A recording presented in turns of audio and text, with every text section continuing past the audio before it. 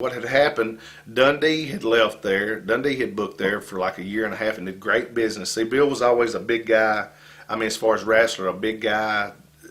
I mean, it wasn't a small guy territory. It was a big guy territory. So when Dundee got there, his first instinct was to grab the talent that he knew was out there, which was the Midnight Express, Dennis Connery, Bobby Eaton, the Rock and Roll Express. See, they had never been educated to smaller guys. Everything was Duggan and, I mean, DiBiase and Nord and, you know, I mean, everybody, I remember Jake the Snake. I mean, you talking about a crew. It was a Hall of Fame crew there. It was a great crew and everything, but he brought in, Dundee went from all that to Rock and Roll, Midnight, let's see, Terry Taylor, one or two more like that, and man, Rock and Roll and Midnight's thing got over, and they drew him a ton of money. And Dundee stayed there, like I said, a year and a half, something like that. Then when he left, Terry Taylor was just kind of sitting there, and they give him the book, and that didn't last as long as a sneeze would, and it shouldn't have. It probably should have never started a sneeze, but that's like saying Terry Taylor's a guy that should know the wrestling business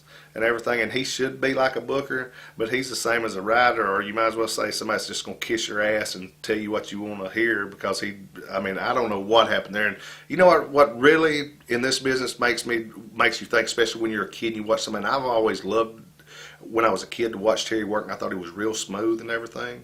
But then when you get to know somebody when you're in the business and you find out they're just a big kiss ass and they don't really know their ass from a hole in the ground. Right. I mean, it's just a different. Like I said, I don't mean no disrespect or nothing by talking about nobody, but I mean, take it the way you want. That's just the way I see it. I mean, I saw it when my brother was a booker. No booker ever keeps the booker that was there before. That's just wrestling like a law in wrestling. You don't. I mean, that booker is gone. Right. My brother kept him. You know the reason my brother kept him? Because his family needed to pay the bills.